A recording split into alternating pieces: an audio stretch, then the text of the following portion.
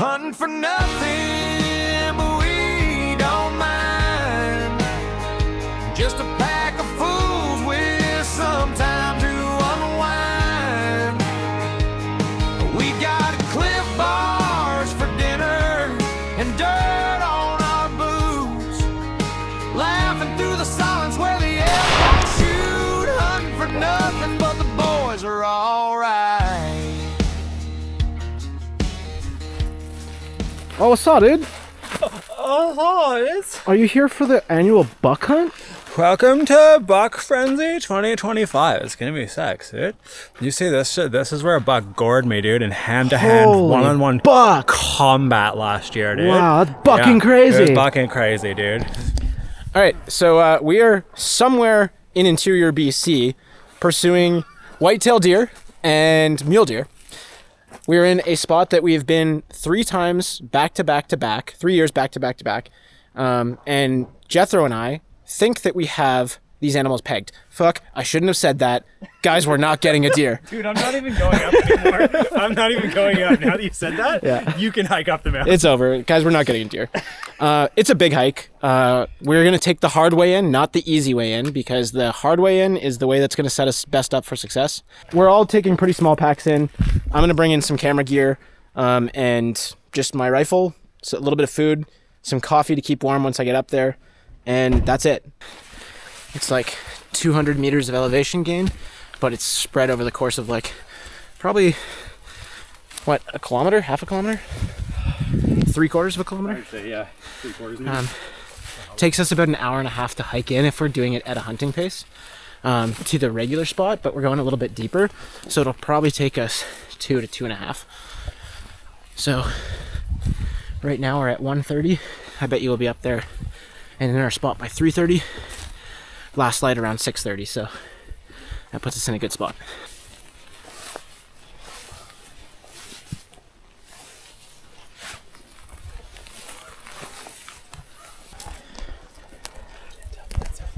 Yeah, it's a disturbance for sure.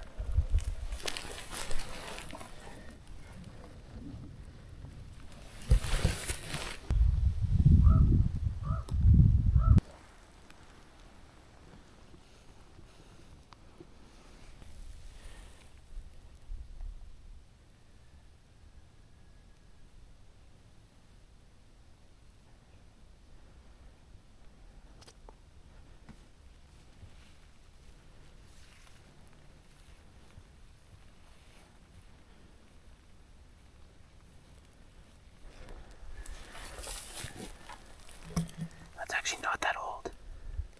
There's still chunks of meat on it, and the hooves over there still have some skin on and fur on them. We're in a good spot. All right, we got to the spot. Now it's time to just put on some layers and hope for the best. This is the kind of camo you want, right? This is the stuff. For sure. Oh, natural. That's right. They'll at least expect you in that. I think actually that should be our play. We should get back to our roots, get naked. Buck naked. Buck naked for the bucks.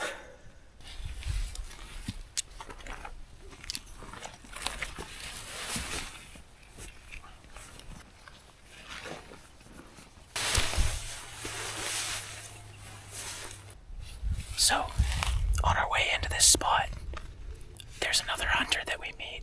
We're like 2/3 the way up, and I go and I tell him that we're planning on hunting the top of this opening, and he's like, okay, well, I'll go on to the other ridge. But then he proceeds to walk in the direction that we were setting up on for the deer to come out.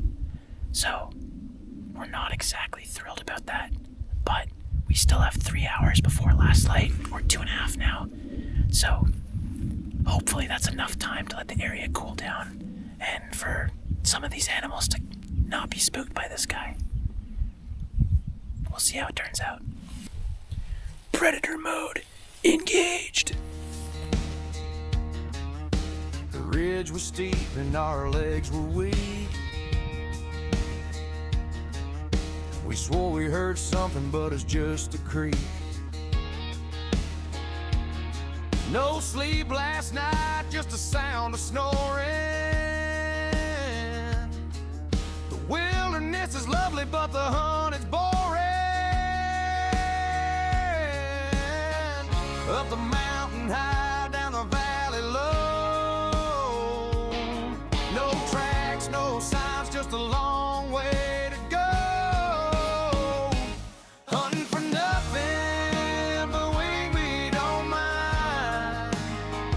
Just a pack of fools with some time to unwind. We got cliff. So, we switched spots. Initially, we had a spot that was an amazing vantage point, or a really good vantage point, but it really exposed us. And then our wind switched, and it was right at our back, blowing to exactly into the spot where we had a good vantage. So it just like kind of defeated the purpose. So we've moved up a little bit higher up with the trees to our back in the shadows. It feels like a pretty solid spot. Some time to unwind. We got Cliff Bars for dinner and dirt on our boots. Laughing through the silence where the elk won't shoot. Hunting for nothing but the boys are alright. Let's do this. Feeling good about this morning. But the boys are alright. But the boys are alright. All right, it's morning number 2 on this trip. We're completely changing up our strategy for today. Instead of going to our whitetail spot, we're going to a spot that we know holds pretty good population of mule deer.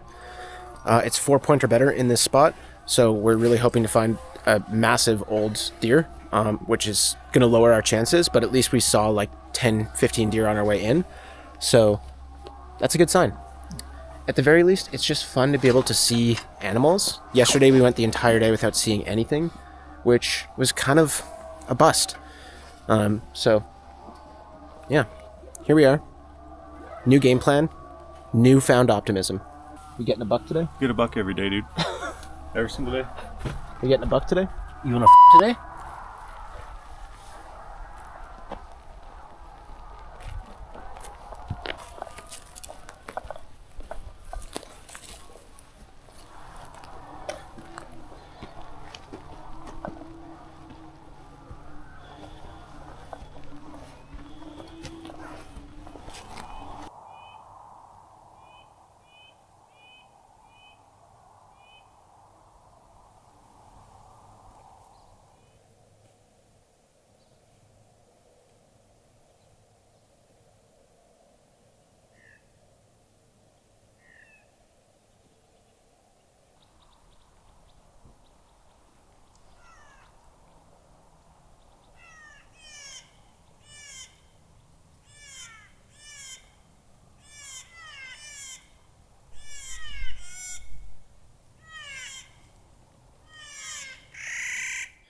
Keep doing the pointy stuff.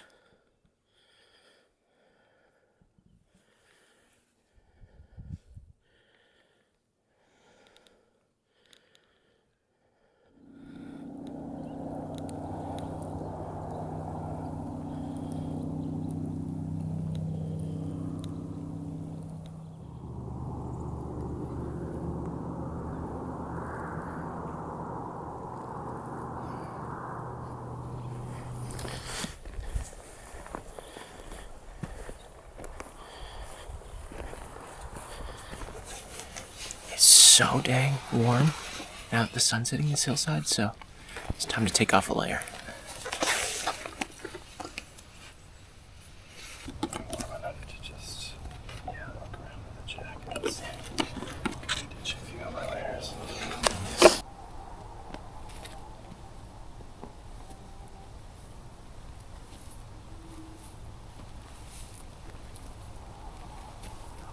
We've got a ton of fog in this little valley bottom below us, but the valley bottom is what we've been glassing into, or what we were planning on glassing into, and the fog is just starting to break right now.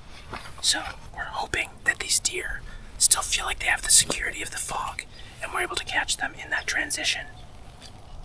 We'll see how that pans out.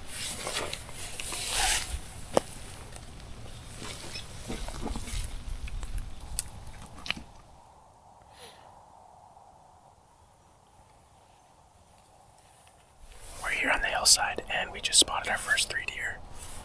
We got 3 does. We think it's a mom and 2 fawns. But we're gonna sit here and post up a little bit because you never know if a buck is gonna work its way in. The fawns don't seem that young. They seem like they are of breeding age. So it might be a group of does that a buck might be interested in.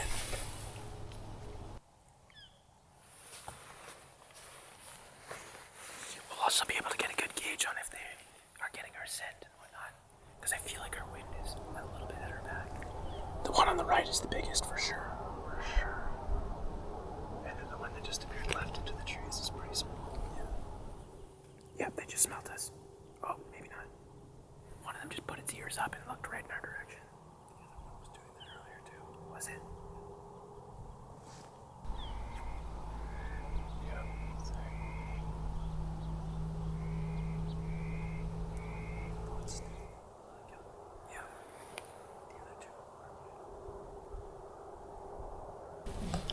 Our fog started rolling in way too thick. So we decided that instead of sitting in the open and waiting for it to clear, that we do a little bit of still hunting and see how that works out. We're gonna work through this forest about 50 yards apart from each other and in a line and just see if we can try to potentially bump some deer towards each other. It's not a deer drive. We don't really have enough people to do a deer drive, but we have enough people to work a section of forest, so not sure if that's a thing that is going to be successful or not, but we're going to try it.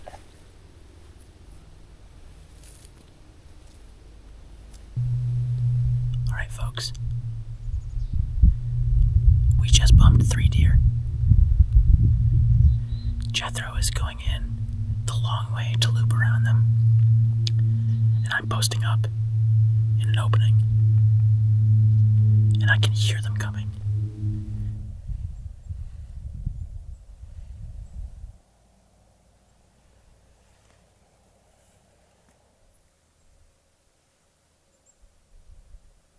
Jethro's back.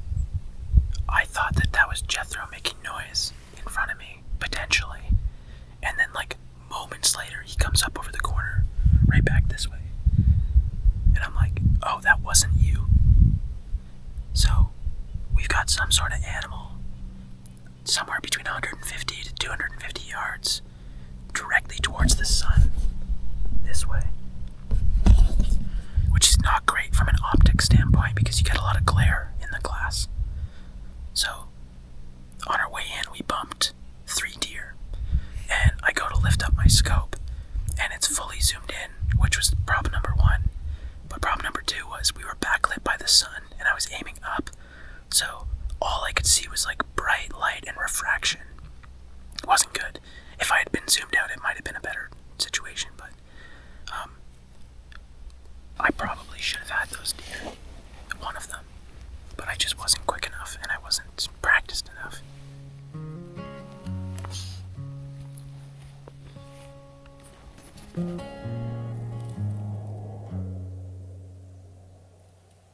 I don't mind waking up at 4 a.m. Ain't like I sleep much anyway. When my brothers come knocking on my door, let's go for a walk is what they say. We can't shoot for shit, but we're good at making memories. They say we can't quit, but boy, we do it every year. And I know it ain't about the meat, and I know it ain't about the meat.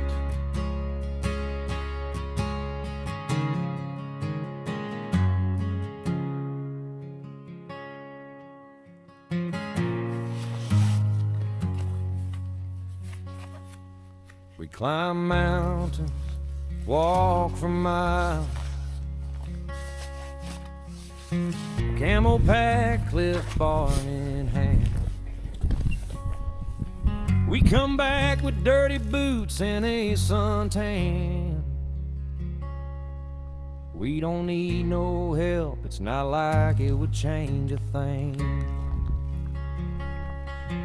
We can't shoot for shit, but we're good at making memories. They say we can't quit, but boy, we do it every year. And I know it ain't about the meat, and I know it ain't about the meat, and I know it ain't about the meat, and I know it ain't about the meat. Alright folks, we're going to take a bit of a break from whitetail deer and mule deer hunting here to look for a few grouse. Just like to have some variety in the cooler, and so far this year on the island I have not managed to get a single grouse. I got a band-tailed pigeon, which was nice, but no grouse yet. So I kind of want to get a few grouse for the freezer. Let's see if that's something we can make happen. Alright, now we're back to being just below the snow line, which historically has been a pretty good elevation band for me to be in. The elevation band this year is way lower than it normally is for this time of year in October. So it's thrown a bit of a loop into how I usually hunt this area, because there's one spot that I have that's higher up that is amazing this time of year normally, but it's completely covered in snow, and there's no grouse up there. I spent an hour this morning up there looking around, and there's no tracks. I didn't see a single bird up there. I didn't see much of anything, honestly. So I don't want to overcommit to a spot, so I just decided, you know what, let's go lower down and see what we can see. And yeah, more or less as soon as I dropped down, I started seeing a couple birds.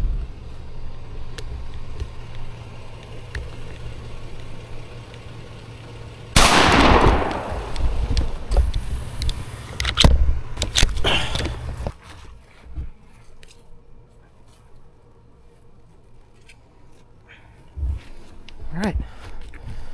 That one right there, that's a ruffed grouse. And this is probably the best eating grouse, in my opinion, flavor-wise.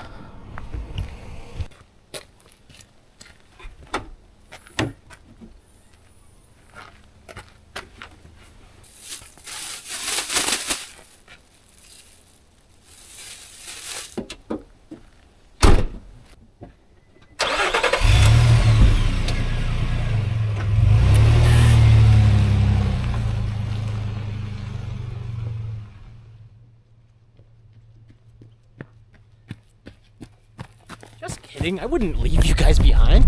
Alright, so I dropped down 200 meters of elevation, and almost immediately I started running into some more grouse.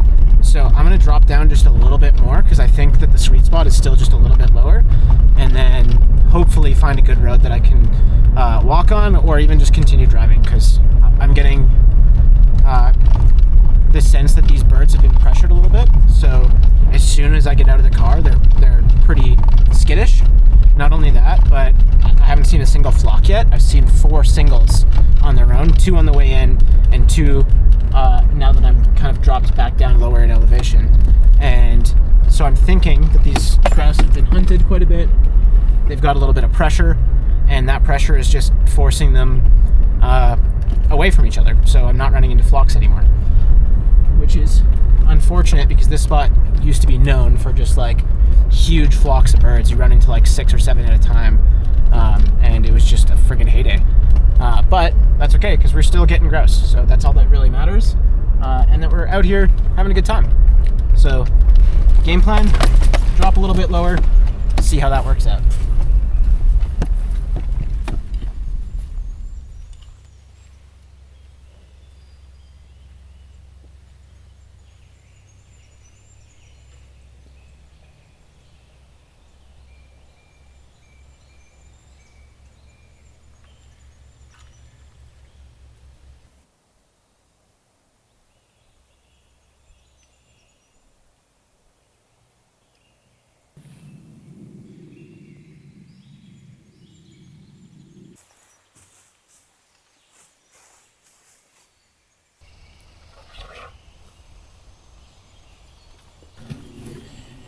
been doing some still hunting for grouse through this forest here, and this is the stage of forest that I often find grouse in, but I normally find them right off the side of the road.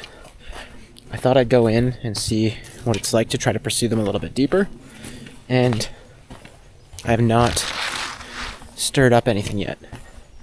So I'm probably going to get back to the road and spend my last half hour trying to get one more grouse from the road.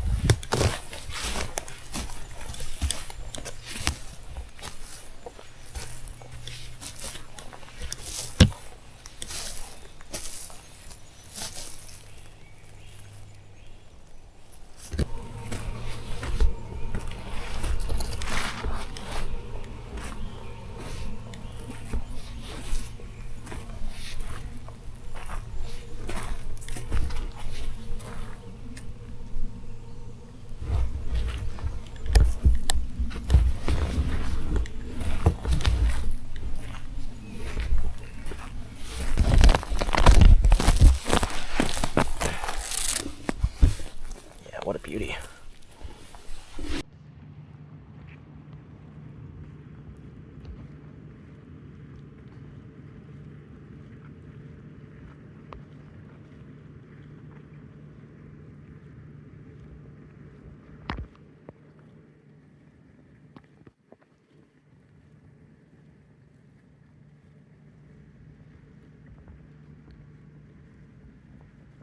Keep going, keep going.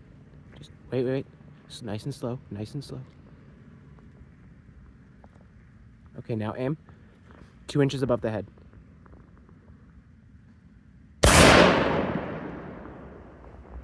You got it? It's still alive. We gotta go over and put it out.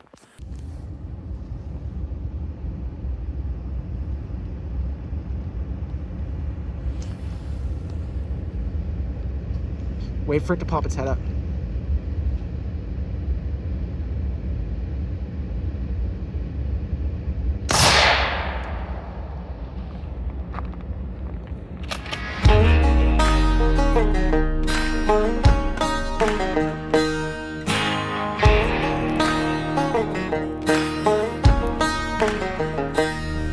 Okay, it's day 4. End of day 3 was kind of a bust. I didn't film a whole lot. It was super rainy, so we hunted, but I didn't film anything. We're gonna do some more hunting. It's really, really foggy this morning. We've got this bench up behind us here, and we're gonna take our way up through there and kind of just go around in here.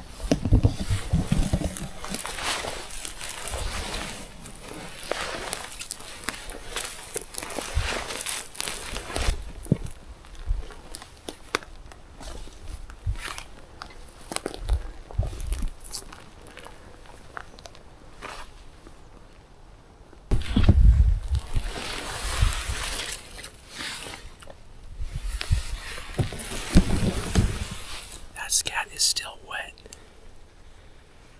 An animal is in the area right now. We found a good little perch for us to post up and do some glassing. Every single spot that we're glassing into is completely out of my range. So it's gonna have to be like a glass spot and stalk type hunt. Let's do this. Okay.